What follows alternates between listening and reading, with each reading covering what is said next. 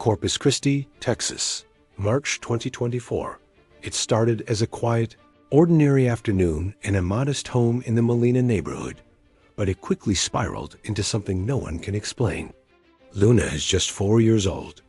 With her dark hair, wide eyes, and a shy, innocent smile, she looks like any other toddler except for one chilling detail. When she opens her mouth to sing, the voice that comes out isn't hers. It is the unmistakable, soul-stirring voice of Selena Quintanilla. It all began 3 weeks ago. Sarah, Luna's mother, was in the kitchen preparing dinner while her daughter played in the living room. Suddenly, a sound caught her ear that made her drop her knife in shock. It was an adult, voice-rich, perfect, with a professional vibrato that should be physically impossible for a 4-year-old child. The girl was singing Como la Flor with a haunting precision that sent shivers down Sarah's spine. Sarah rushed into the room. There stood Luna, eyes closed tight in front of a mirror, performing as if she had been on stage for decades. When the final note faded, she opened her eyes and whispered with a smile, "Mommy, did you like it?" "I am Selena." The air seemed to leave the room. Sarah was paralyzed. They didn't even listen to Tejano music at home. There were no posters of Selena on the walls, no records, nothing that could explain what she had just witnessed. That night, Sarah recorded Luna on her phone. The little girl sang 3 full songs, flawlessly, without a single stumble, capturing the exact accent and vocal technique that made the Queen of Tex-Mex a legend. Sarah showed the video to her husband, then her sister, then a close friend. The reaction was always the same. "That's impossible." But the voice was only the beginning. Between songs, Luna started talking about things a child her age couldn't possibly know. She named obscure musicians, described specific concert details, and used English phrases she had never been taught. Then, one afternoon, while drawing on her bedroom floor, Luna looked up and said something that turned Sarah's blood to ice. "Mommy, I remember the day they shot me. It still hurts." Sarah felt the world stop. Luna wasn't looking at her with a child's eyes. She had a look of ancient, heavy sadness, a grief that seemed to belong to another lifetime. And that was just the start of the mystery. Sarah didn't sleep that night. Luna's words echoed like a ghost in the hallway. Selena Quintanilla was murdered on March 31st, 1995, in Corpus Christi, nearly 30 years before Luna was even born. Sarah had never mentioned the tragedy. The name Selena had never even been spoken in their house. The next morning, Sarah decided to test her. She found an obscure, grainy photo of Selena from a private rehearsal in 1994 and showed it to Luna without saying a word. The girl studied it for a few seconds, pointed a tiny finger and said, "That's me. I was so tired that day. Chris brought me white flowers because he knew I was sad." A cold sweat broke out on Sarah's forehead. Chris Pérez, Selena's husband. Luna had said his name without hesitating, as if she were talking about an old friend. "Who is Chris?" Sarah asked, trying to keep her voice steady. "My husband. I miss him so much," Luna replied, her voice soft and cracking. Her eyes filled with tears. Not the tantrum tears of a toddler, but the heavy, weary tears of someone who had lost the love of their life. Desperate for answers, Sarah called her sister, Maya, who had been a die-hard Selena fan since her teens. Maya arrived in less than an hour, skeptical and ready to debunk the whole thing. She left an hour later, pale and trembling. "Sarah, that girl knows things that aren't on the internet," Maya whispered. "She told me about a private bracelet. Selena wore a gift from her grandmother that was never shown in public photos. I only knew about it from an obscure 1993 interview in an old magazine. Nobody talks about that." Maya had even set a trap. She showed Luna a photo of 4 different women and asked her to point out Selena's mother. Luna didn't hesitate. She pointed directly to Marcella Quintanilla. Then she added a detail that left them both speechless. "She used to make my dresses." She took such good care of me. Sometimes I still feel her hands brushing my hair." The two sisters stared at each other. This was no longer a coincidence or a child's imagination. Something was happening, something that defied every law of nature. And Luna was only just beginning to remember. The rumors started to leak out. Sarah began receiving frantic calls and messages. Everyone wanted to see the miracle child, but Sarah was terrified.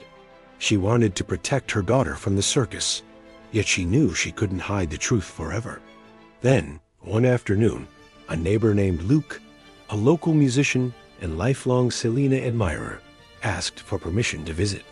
He brought his guitar with him. "I just want to see if she can really sing," he said, his voice a mix of respect and deep doubt. Luke sat on the edge of the sofa, his guitar resting against his knee. He was a skeptic at heart, a man who believed in chords and lyrics, not ghosts. "I just need to hear it for myself," he murmured, his voice laced with doubt. Luna was sitting nearby, clutching her favorite doll, looking every bit like a normal 4-year-old. Without a word of warning, Luke began to strum the upbeat, iconic opening of Biddy, Biddy, Bom Bom. Luna didn't hesitate. She set her doll aside, lifted her gaze, and began to sing. It wasn't just the voice. It was the soul behind it. Every breath, every playful inflection, every rhythmic pause was identical to the recordings. It was as if Selena herself had stepped into that small living room. Luke's fingers began to tremble, and he let the final chord ring out into a heavy silence. "This isn't real," he whispered, his face turning ashen. "This can't be happening." But Luna leaned in closer to him. "I used to sing that song when I was happy," she said softly.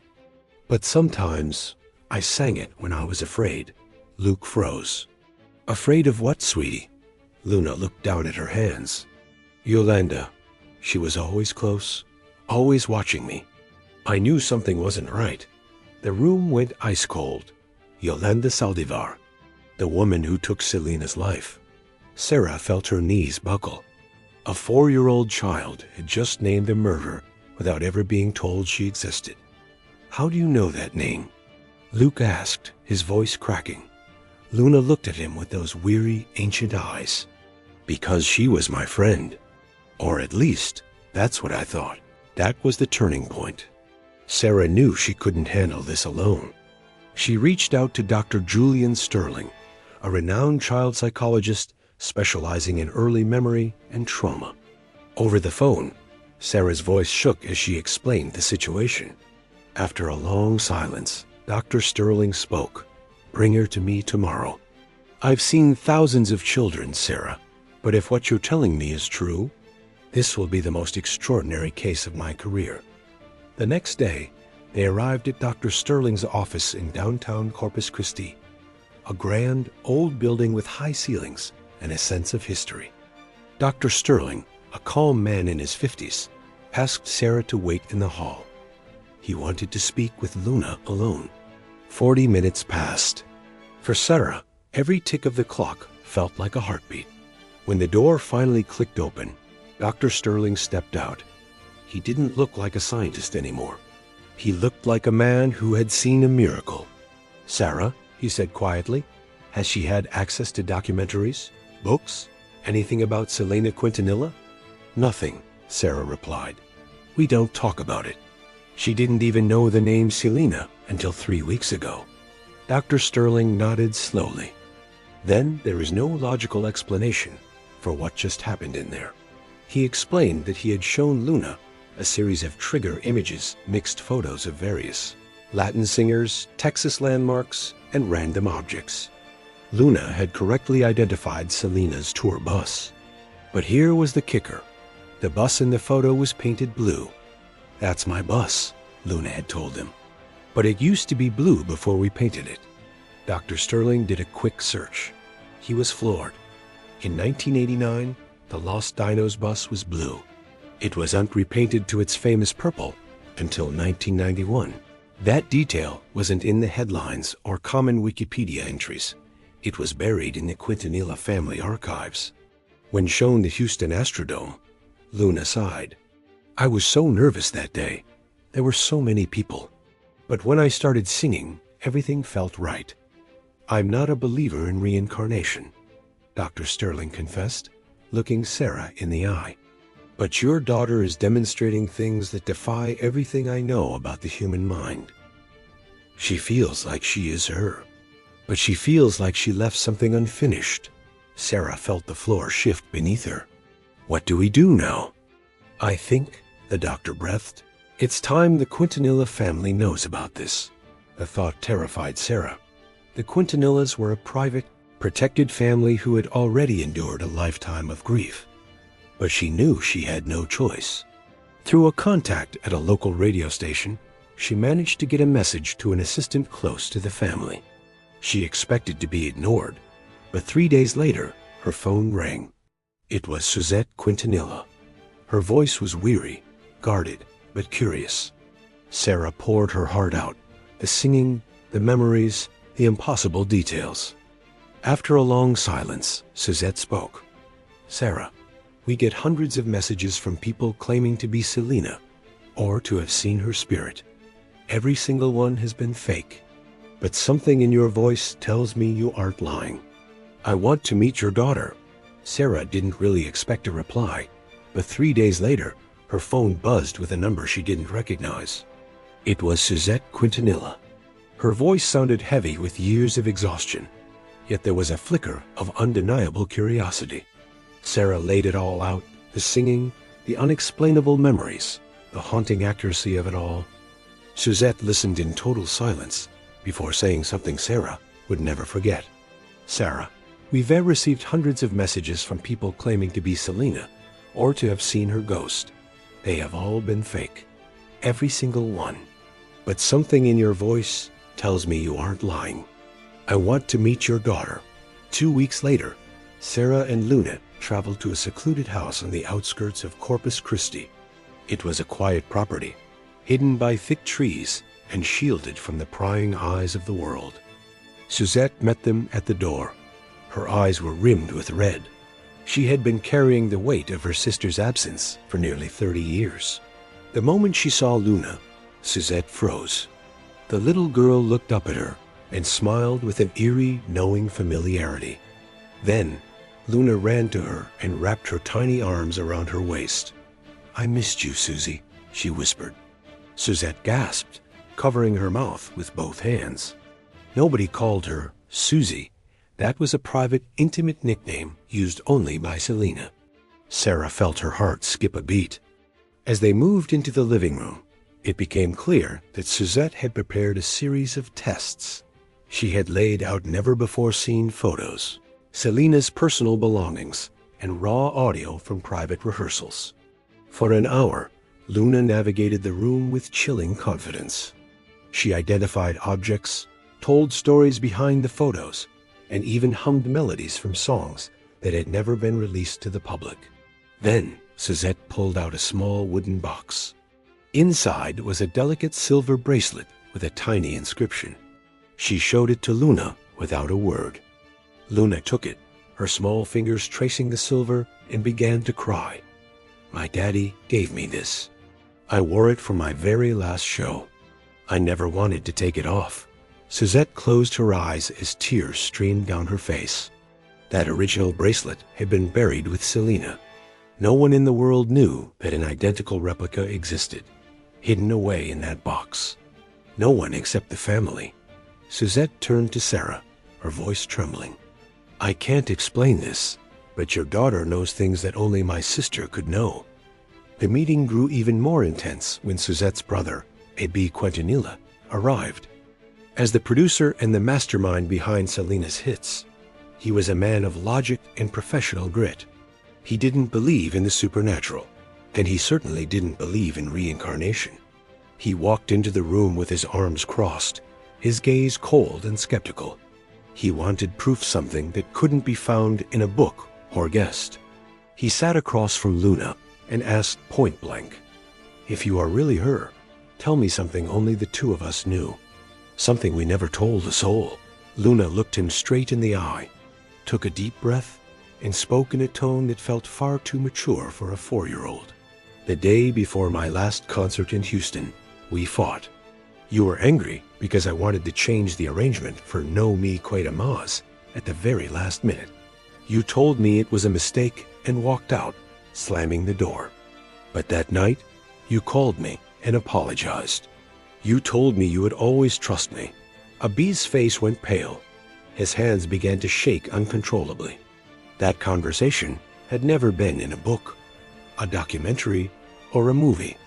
It was a private sibling moment he had kept locked in his heart for decades. "How on earth do you know that?" he whispered, his voice breaking. Luna simply smiled. "Because you're my big brother, and you were always my protector." Abhi stood up abruptly and stumbled out of the room to catch his breath, with Suzette following close behind. Sarah and Luna sat in the heavy silence, hearing muffled sobs from the hallway. 10 minutes later, they returned. Abhi's eyes were bloodshot. He knelt in front of Luna and took her small hands in his. "I don't understand what's happening here," he said. "But if there is even a chance that my sister is somehow in you, I need you to know that we never stopped missing you. Never." Luna reached out and gently patted his cheek. "I know. And I never stopped loving you." The room was filled with a sense of sacred peace. Sarah felt she was witnessing something that transcended human understanding. Suzette leaned over to Sarah and whispered, "I don't know how or why, but your daughter has a piece of Selena inside her.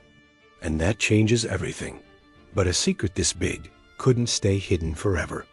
Word began to leak out to close associates, and soon a local journalist started asking questions. Sarah's phone began to ring with calls from strangers, but the most important call was yet to come. The world was divided. Some believed it was a miracle, others mocked it as a cruel hoax, but the story was simply too powerful to be suppressed. A week after the emotional meeting with Suzette and AB, Sarah received a phone call that made her heart leap into her throat. It was Chris Pérez, Selena's widower, the man who had spent nearly 30 years carrying the weight of a shattered dream, wanted to meet Luna. Chris had tried everything to heal. He wrote a book. He poured himself into music. He tried to move on, but the shadow of his loss never truly left him. The meeting was arranged at a private recording studio in San Antonio. Chris walked in wearing dark sunglasses and a cap, his frame tense, his hands trembling slightly as he leaned against a soundboard. When Luna entered the room, Chris froze. The little girl studied him for a few seconds, then walked toward him slowly, without any guidance. She stopped right in front of him, looked up into his weary eyes, and whispered, "Hi, Chris. It's me." Chris pulled off his glasses, his eyes instantly flooding with tears. That was exactly what Selena used to say every single time she walked through the front door after a long tour. "Hi, Chris. It's me." Luna smiled sadly. "I was always so afraid you'd forget me." Chris collapsed into a chair, his strength leaving him. Sarah stood by the door, unsure if she should stay or give them space. Luna stepped closer and placed her tiny hand on his. "You didn't forget. That makes me so happy."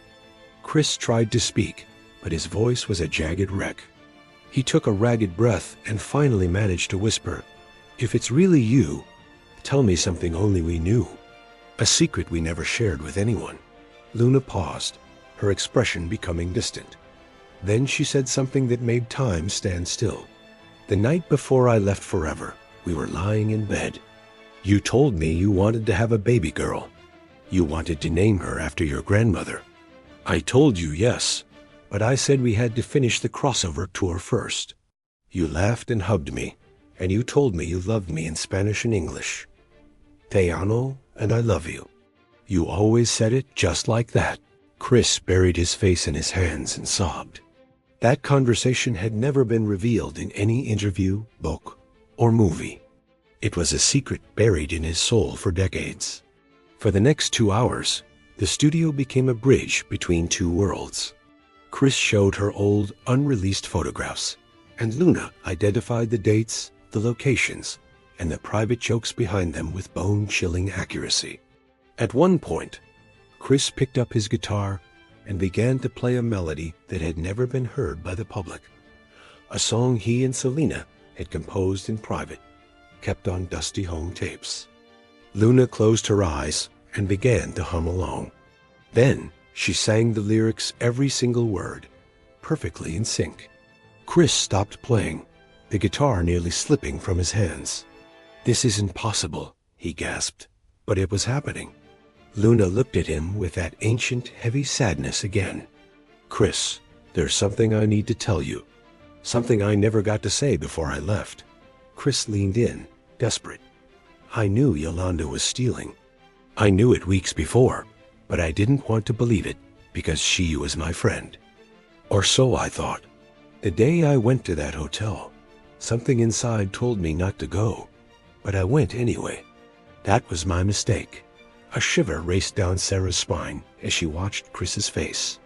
He looked like he was reliving that horrible day in 1995. "When she shot me," Luna continued, "the first thing I thought about was you. I wanted to tell you I was sorry. I wanted to tell you I loved you one last time. But I couldn't. It happened so fast." Chris stood up and walked to the window, his back to the room, his shoulders heaving. Luna got off her chair, walked over, and hugged his waist. "It's not your fault, Chris. It was never your fault. I chose to go. I made that choice." Chris turned around and knelt before her, looking deep into her eyes, searching for a sign. "If you are really her, I need to know. Do you forgive me for moving on? For trying to be happy without you?" Luna smiled through her own tears. "There is nothing to forgive. I wanted you to be happy. I always did. That's what real love does. It lets go." Chris pulled her into a fierce embrace. Sarah had to step out of the room. She couldn't hold back her own tears any longer. Outside, Suzette was waiting. They looked at each other in silence. No words were needed. The impossible had become undeniable. Luna's story spread like wildfire. It reached the ears of paranormal researchers, trauma specialists, and even a team from the University of Virginia dedicated to studying past life memories. Everyone wanted a piece of her. Everyone wanted to dissect the miracle. Sarah felt the world closing in. Her daughter was no longer just her little girl. She had become a global phenomenon. A team led by Dr. Julian Sterling and Dr. Elena Morales, a specialist in childhood reincarnation from Houston, spent 3 intense days with Luna. They conducted interviews, analyzed her speech patterns, and ran countless tests. What they found silenced every skeptic in the room. Luna didn't just remember facts. She mimicked Selena's exact mannerisms, her specific hand gestures, and even a subtle, rhythmic way of walking that matched old home videos perfectly. Dr. Morales documented over 40 verifiable points. Luna spoke of private conversations with stylists named Selena's favorite obscure comfort foods, and even revealed the name of a pet dog. Selena had, when she was 7 years old, a dog that died long ago and had never been mentioned in a single public record. The most harrowing moment came when they showed Luna a photograph of the Daisy Inn in Corpus Christi, room 158. Luna began to tremble violently. "I don't want to see that. It hurts. It still hurts," she sobbed. When they gently asked what she remembered, her voice turned distant, as if she were echoing from a hallway 30 years deep. "I was so scared. Yolanda had a gun. I didn't think she would actually fire. I thought we were just going to talk. When I felt the impact, it was like the world just went out. I ran for the door. I called for help, but no one came in time. Sarah had to stop the session." Luna wasn't crying like a child who had scraped her knee. She was weeping with the weight of a soul-crushing trauma. Dr. Morales pulled Sarah aside, her face pale. "Sarah, in 30 years, I have seen strange things, but this is the most undeniable case I have ever witnessed. I can't explain it with science, but Selena clearly had something left to say, and she found a way to say it through Luna. 6 months have passed since then. Sarah made the choice to pull Luna back from the spotlight, turning down million-dollar interviews and TV specials. She wanted Luna to have a childhood, not a career as a ghost. But the story was already out there. The Quintanilla family eventually released a statement. They didn't confirm or deny the supernatural. They simply asked for privacy and expressed their deep respect for Luna's journey. In private, Suzette told Sarah something that changed her life. "I don't know if my sister is really inside your daughter, but that little girl gave me back something I thought was gone forever. She gave me hope." Chris Pérez also spoke out, his words moving millions. "For 30 years, I lived with the agony of not saying goodbye. After meeting Luna, I feel like I finally did. Whether you believe in reincarnation or not, the message is clear. Love never dies." Today, Luna is a normal kid. She goes to school, draws with crayons, and laughs with her friends. But every now and then, when she's alone, she starts to sing. And when she does, the voice that fills the house is unmistakable. It is still Selena. One evening, as Sarah was tucking her in, Luna looked up with a peaceful smile. "Mommy, I think I came back just to say goodbye.